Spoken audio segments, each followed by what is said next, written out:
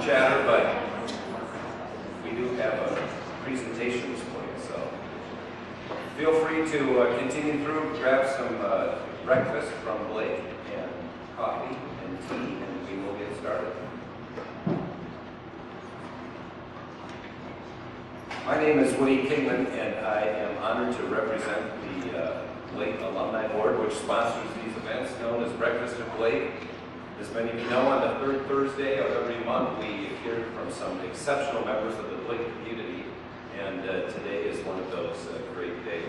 But to give you a hint of what is yet to come this season, in January, we will have Fritz Corrigan from the class of 1960 here. Fritz had a career at Cargill and was the first CEO of Mosaic, which will be an interesting story to hear. Our February speaker has just been assigned to a project at the Sochi Olympics, so stay tuned for the person that will fill that date, because I don't know who it is yet. In April, we'll have Richard Preston, who will speak as part of the Otis Environmental Program. And in May, we will hear from Mark Mortensen, whose family firm Mortensen Construction has been chosen to manage the construction of the new Vikings stadium.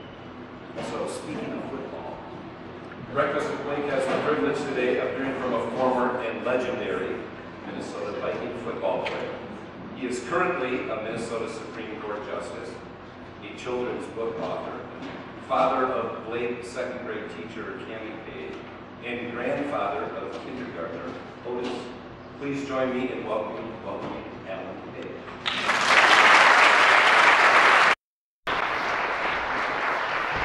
Hey, Rich. Terrific. You see that clock straight ahead of you there, and I'll be right here. Sure. Thank you. Thank you for that kind welcome and the opportunity to be here this morning to share my thoughts with you.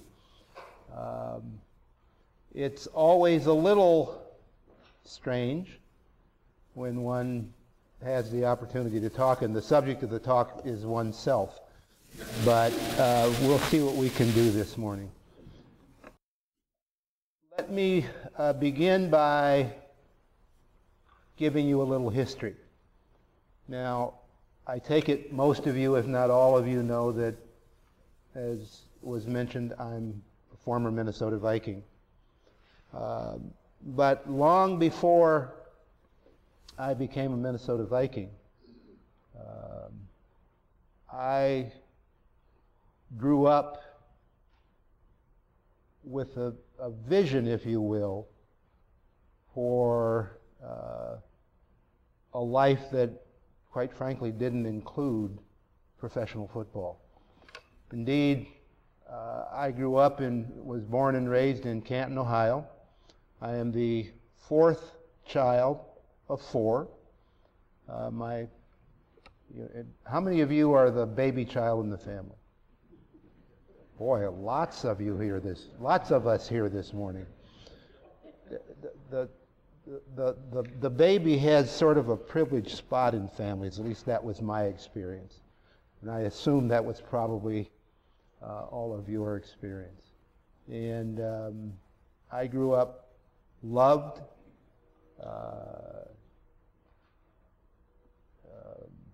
how do you describe being cuddled and held and all of that, and kind of being in that special place.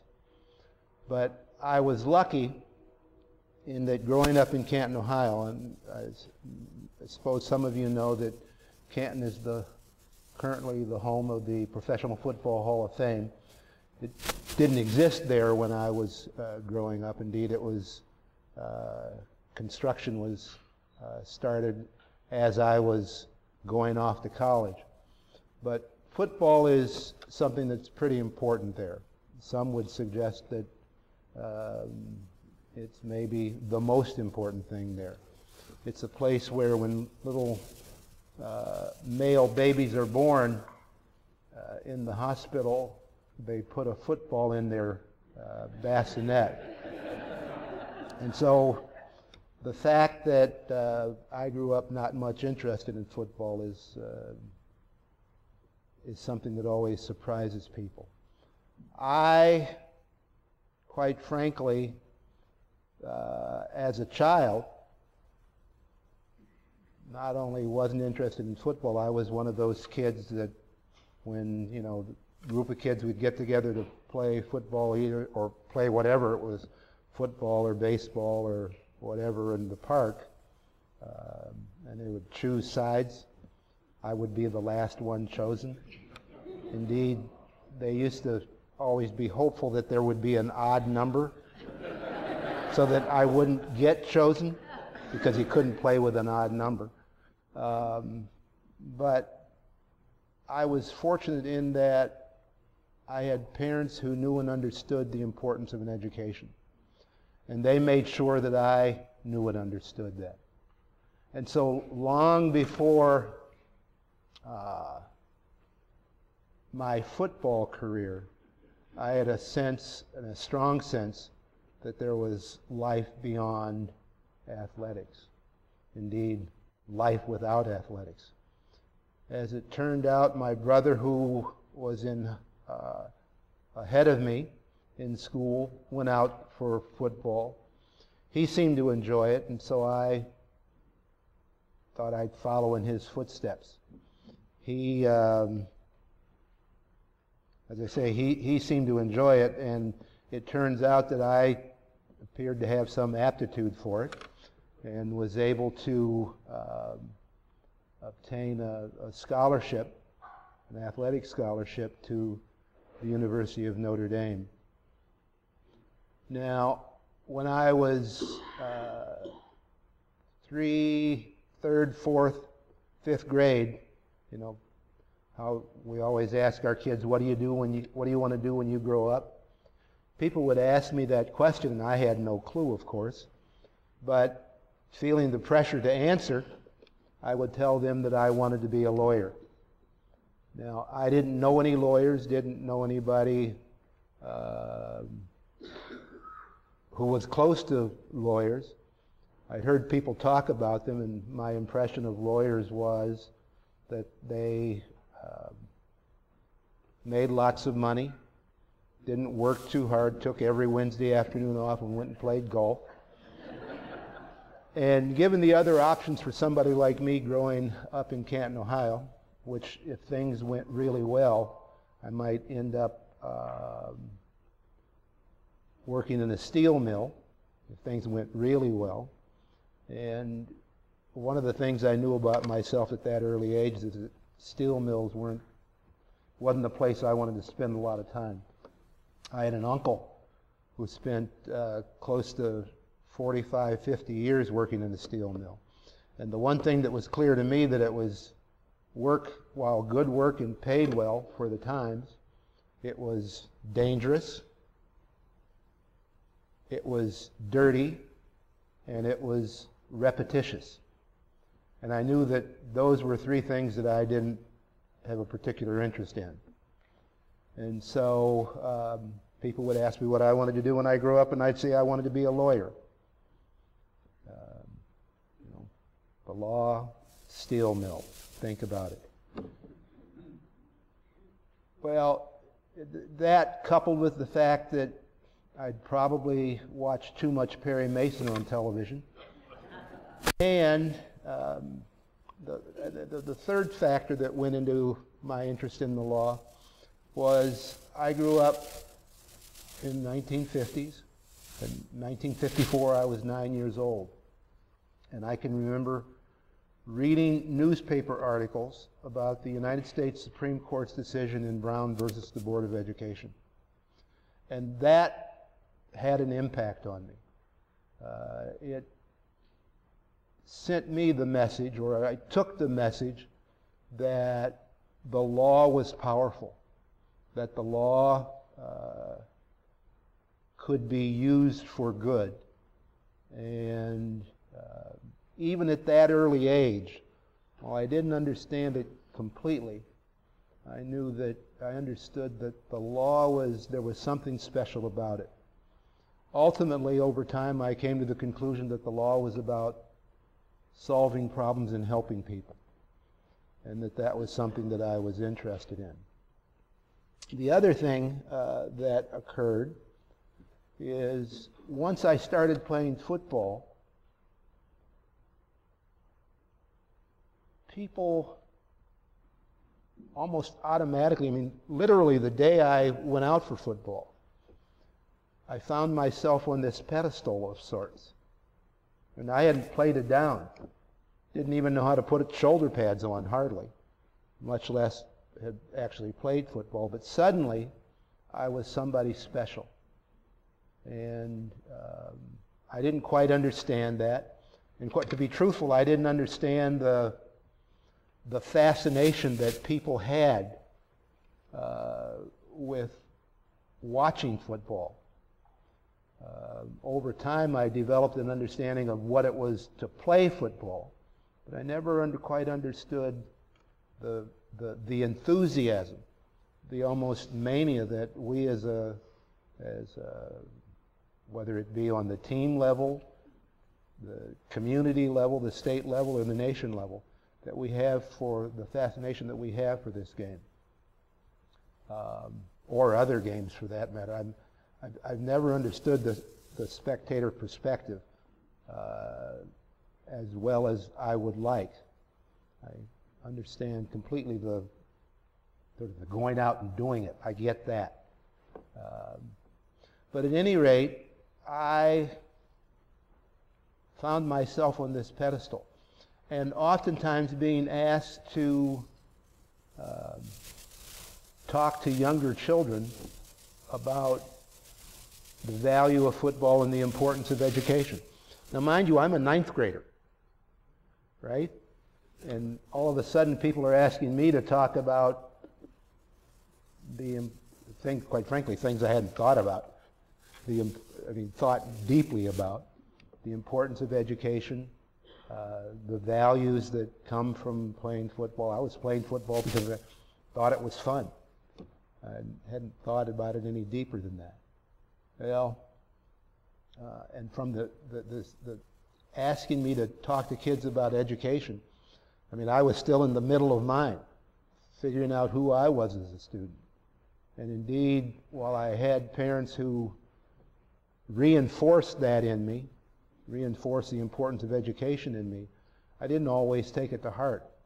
Indeed, I was one of those kids who, for better or worse, and I will say for worse, early on, school came easy. I could, go to school every day, get an assignment, do it without thinking about it, and get reinforced with good grades. Which is, some would say that's great. That's great until one day you have to actually do some work, and you haven't learned how to work. You haven't learned how to learn. Needless to say, that those days caught up with me. I managed to get through high school, did pretty well, went off to college, and all of a sudden, not so easy anymore. How do we do this? Well, I muddled through, I will say. I didn't perform as well as I could have or as well as I should have, primarily because I hadn't really learned the basics. I actually went back to law school to learn the basics of learning how to learn. Oftentimes people talk about, as an aside here, people talk about how much they hated law school. I loved it. I found it fascinating. I found it challenging and interesting, and I loved every moment of it. At any rate, I have this sort of, having grown up with this reinforced notion that A, you're on a pedestal, B, you have some obligation to, or some interest in solving problems and helping others. And coupled with the other thing my parents taught me, or reinforced me on a regular basis, was to do whatever it is you do well. I can still hear them saying, if you're going to be a doctor, be the best doctor that you can be. if you're going to be a garbage collector, be the best garbage collector you could be. And somehow I took that to heart, and it paid off for me in football. Indeed, it paid off extremely well, not because I had any particular talent, but because I sought to be as good as I could be. If I had played as a football player up to other people's expectations, I might have been average at best on a good day. But because I had this internal mechanism, if you will, and again, not anything that I did other than taking to heart what my parents said, I was able to excel in the sense of trying to meet standards that I didn't know the limits of, and I was trying to find the limits. And in doing that, it turns out that it paid off well. In any event, there is this theme of talking with young children about education, and ultimately graduating from high school, college, coming up here to the Minnesota Vikings to play, and thinking about law school. I'm a law school graduate. I am also a law school dropout. I enrolled at William Mitchell College of Law after my first year with the Vikings. I had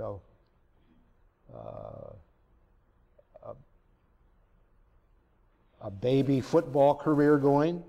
I had a little girl and a wife, and quite frankly, I set off to William Mitchell College of Law in 1968, having prepared for those first day's classes, about 500 pages of material.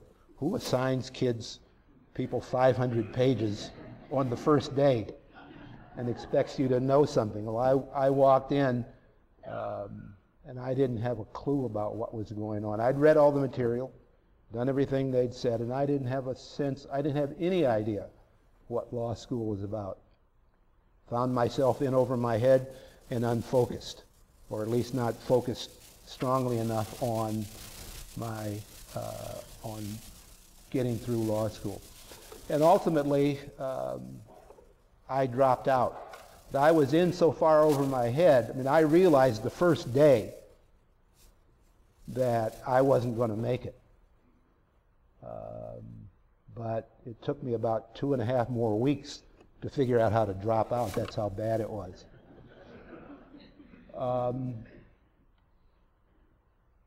And what I took from that experience was that while I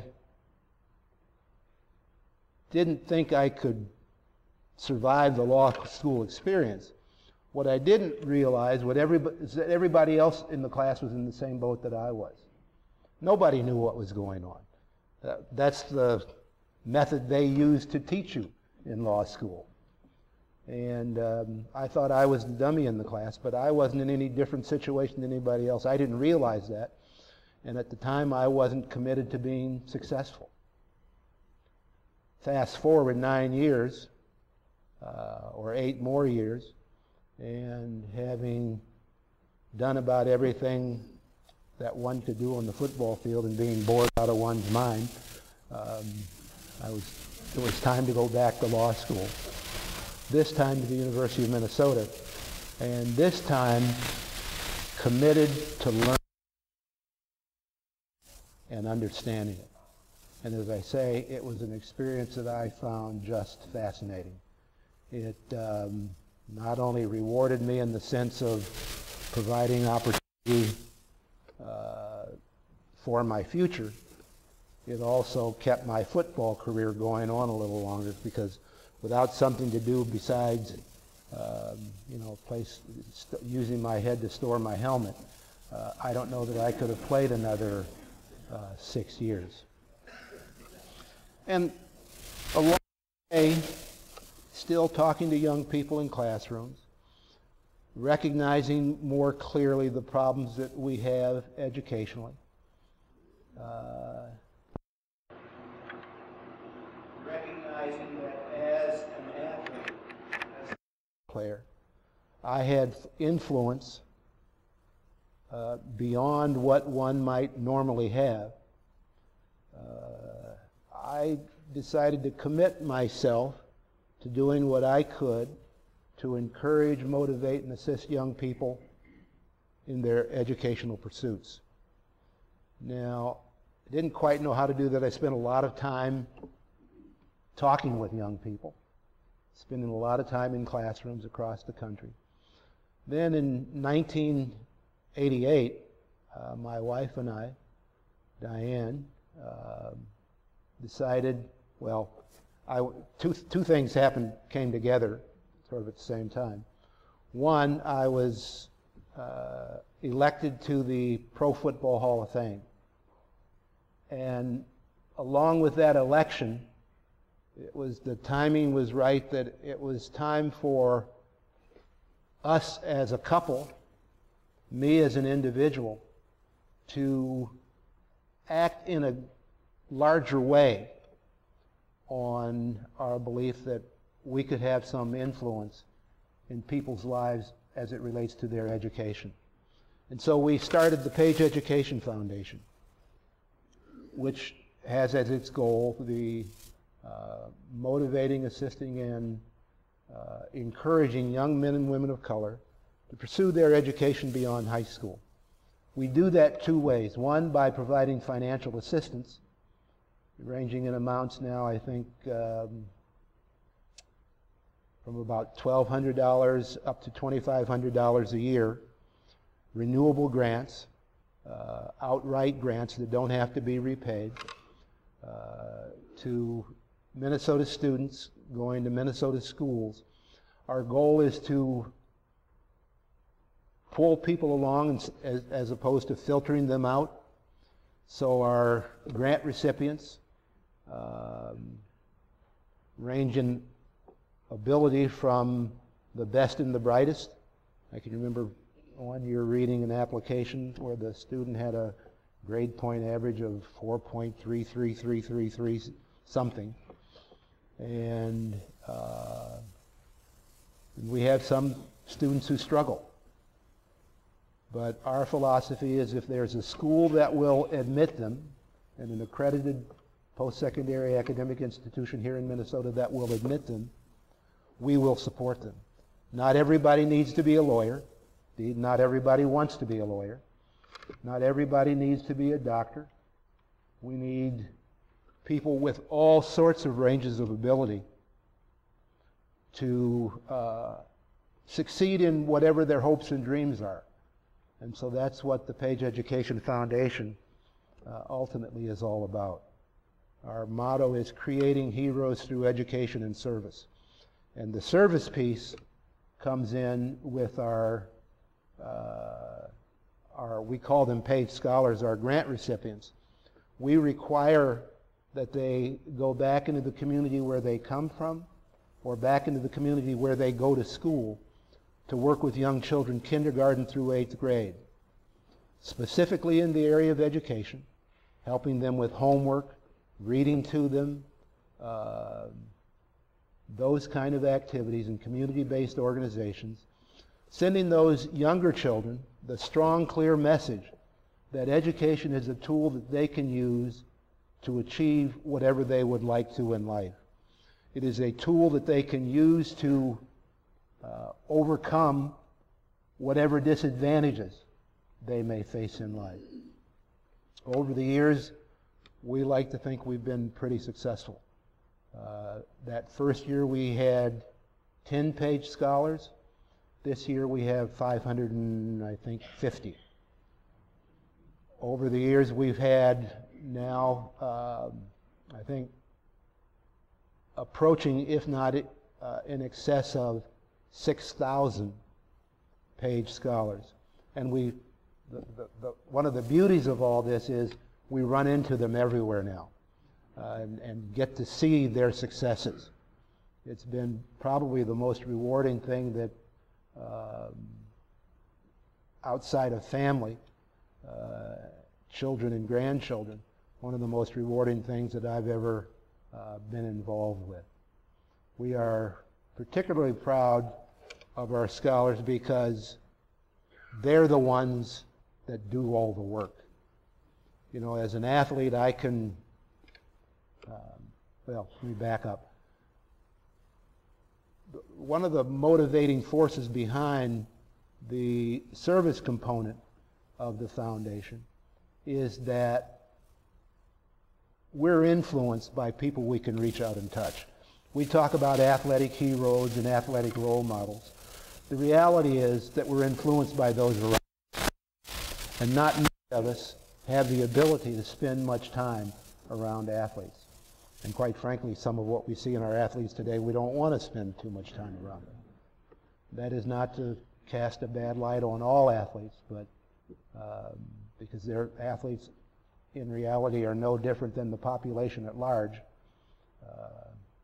But the fact that we can have this year 550 young men and women working with young children. You know, as an athlete, I can reach maybe 10, 15, 20 people at a time on a good day. Well, we can magnify that with our Page Scholars by 550. We're pretty proud of that. We're pretty proud of our scholars and the work that they do.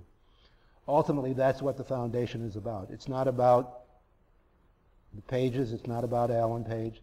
It's about young men and women who give of themselves to make this world a better place. We all have that opportunity. We all have that ability. And at the Page Education Foundation, we, in a sense, just enhance that opportunity for young people who might not otherwise take advantage of it. Well, with that, I'm probably over time here, but I think we have some time for questions. And please use your outside voice.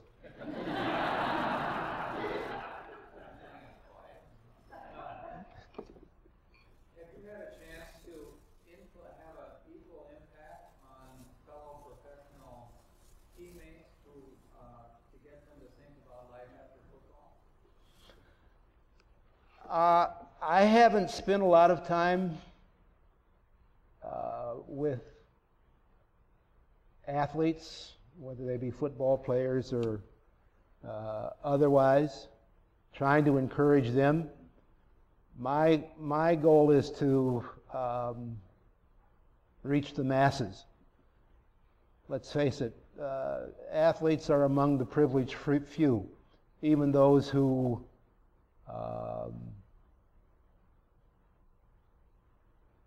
aren't at the top of the game, if you will, aren't the most visible.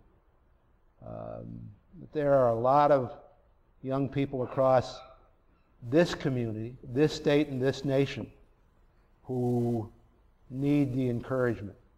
And so I haven't spent a lot of time focusing on trying to deal with athletic post-career issues. Yes? Tell us a bit about the process of meeting your students or they finding you. How do we identify our Page Scholars every year? We have an application process that involves submitting a written application with an essay and 2 letters of recommendation, financial assistance information, and trying to think of what else is there. We require their transcripts. We have tried a number of avenues to encourage those applications. We visit schools. In the early years, I was in high schools on a regular basis, you know, talking to students about the opportunities available. We now have, the foundation has a staff of about 4, the equivalent of 4. One of those is our scholar manager, if you will, and she spends all of her time talking with students, talking with schools, talking with counselors, trying to attract scholars. It's interesting, we get scholars from all over the state, and needless to say, with 4, the equivalent of 4 full-time employees, we don't have a big reach, yet word of mouth over time has gotten around, and we on average get about somewhere between 900 and 1,200 applications each year, and unfortunately we can't provide grants to all of them, but and generally when it comes down to it, I mean, we get those applications, and each application gets read by 2 individuals, and there's a recommendation as to whether they should get the grant or not. The reality is that in the end,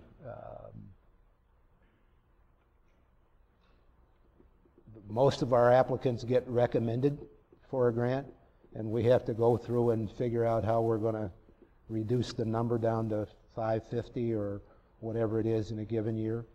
And that's very hard, very difficult, and usually it comes down to financial need. And even then it gets really difficult, because in some years the cutoff in terms of financial need is $30,000 a year, which, you know, as you can imagine, isn't all that much for a family, sometimes of 6, 7, or 8. Yes?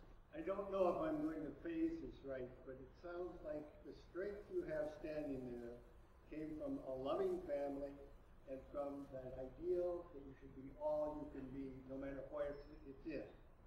How do you broadcast that down through your organization? I was a teacher, to teachers, for your scholars to do that for young people. Are you making a real effort on those parts? I think we communicate directly. I mean, I think you have to say it. And we say it regularly. And we, to the extent that we have the ability, we have a newsletter that goes out once or twice a month. We have an orientation for our new scholars every year. We have a recognition ceremony each year when we bring on new scholars. And it's, you know, some days it's when we have that, we call it our award ceremony, where we recognize the new scholars. It's heartbreaking, the number of parents who come to that ceremony and say, you know, we really appreciate this. This is the first time our son or daughter has ever been recognized for anything positive. You think about that. These kids are, you know, high school graduates. And for the first time in their lives, they get recognized for doing something positive.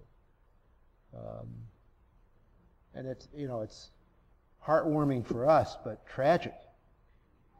And so the critical thing that we do is we talk to our scholars. We talk about the importance of seeking excellence. We talk about the importance of doing well. Do the best that you can. You know, maybe you're going to be at the top of the class, maybe you're not.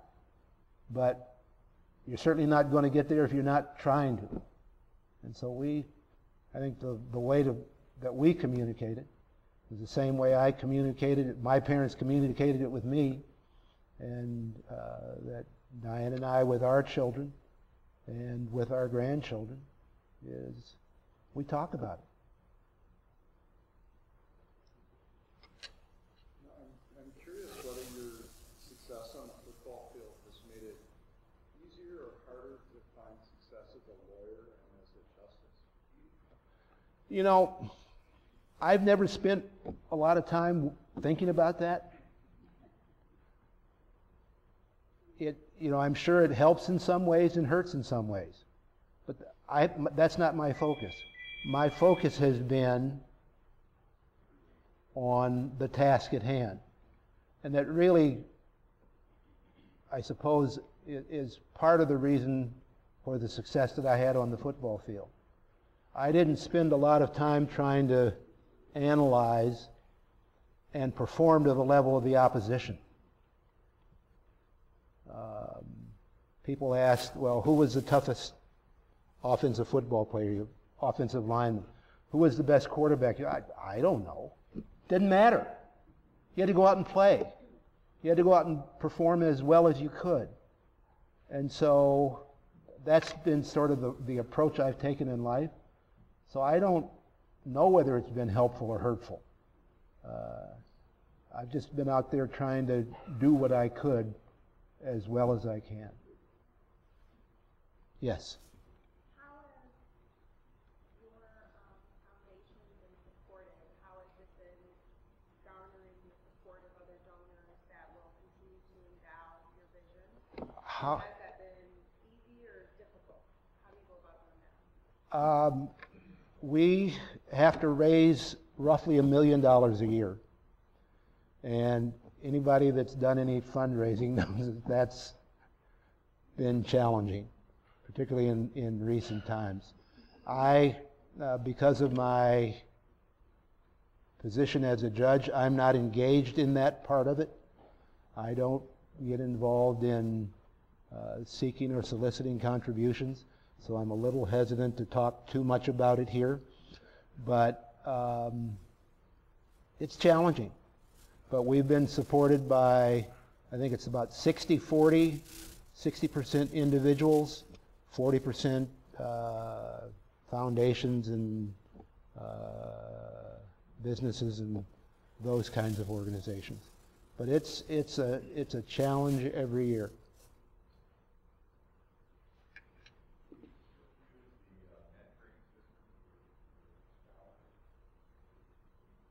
Outside, you asked about our senior mentors. I should mention Don Knutson is a former, not a former, he's a senior mentor to involved in our senior mentor program. And yes, we still have it. We have a program of mentors for our scholars that get together and sort of as guidance.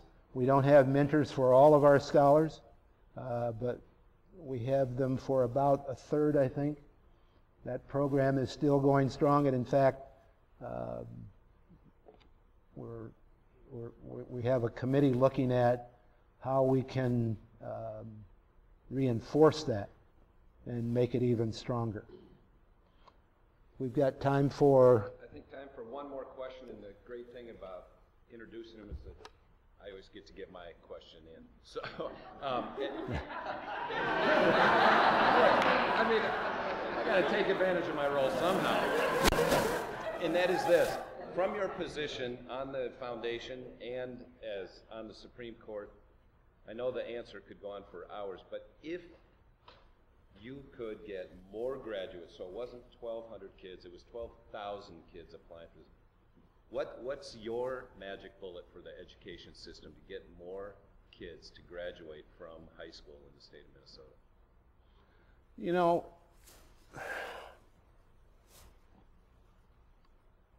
I'll give you my nickel's worth, which is worth just about that. When I'm done with the court, I'm still trying to figure out what I'm going to do when I grow up, by the way. I would like to have the courage and the energy to create a reading and writing seminar for first, second, third grade African American males. It seems to me that if you can light the fire through reading, you can teach kids to love reading, the rest of it's going to follow. I mean, if you think about it, what do you learn from reading? You learn to think critically. You learn to think critically. And if you can learn to do that, you can figure out everything else. But if you never learn to think critically, and if you never have that curiosity about learning, it almost doesn't matter what you do. And so, given the pipeline that we seem to have for moving African American males particularly, but I think this applies across the board, and the educational problems we have, while they have a disproportionate effect on children of color, affect all children, whether they be inner city children, suburban children, or rural children. If we can teach them to think critically, they can figure out the answer to the question. But if you never learn to think critically, you know, we spend a lot of time, I'm going to get myself in trouble here, venting. We spend a lot of time testing kids. You don't need to give a kid a test to have the kid understand that they're falling behind. You don't need a test for that. They know. My experience with young children in the classroom is, they're pretty excited, pretty curious in the first, second, third grade, no matter what their range of ability is, no matter how successful they're being. But they understand when they're falling off the ledge. They get it. And we've got to give them the tools, I think, so that they don't fall off the ledge. Just by way of example, the kids who I have seen come through our criminal justice system,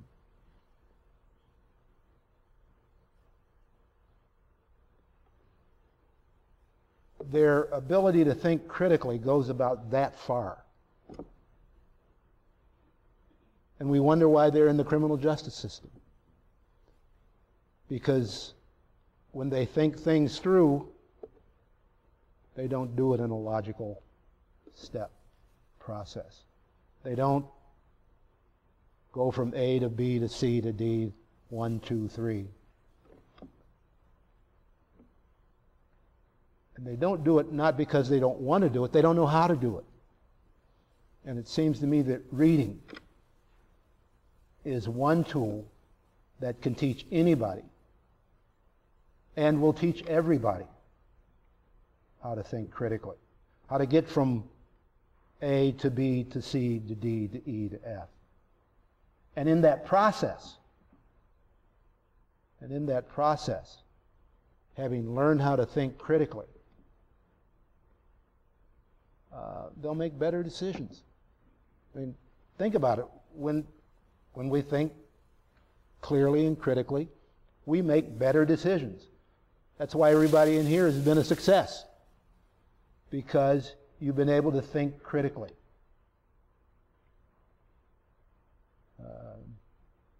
And we can do a better job of ensuring that ability for our children. Thank you. Thank you very much. That was great. I've got a little gift for you. Hang on just a second.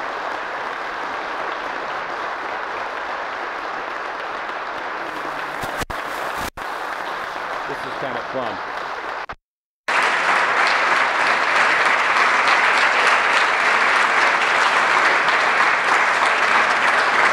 We have a tradition of giving all of our male speakers a plate tie.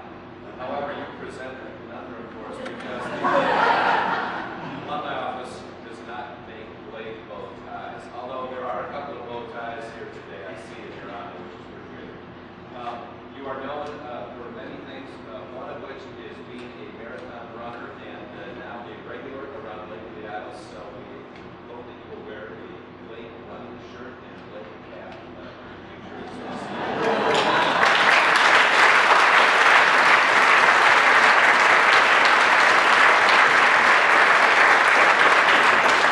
Thanks for joining us today, everybody.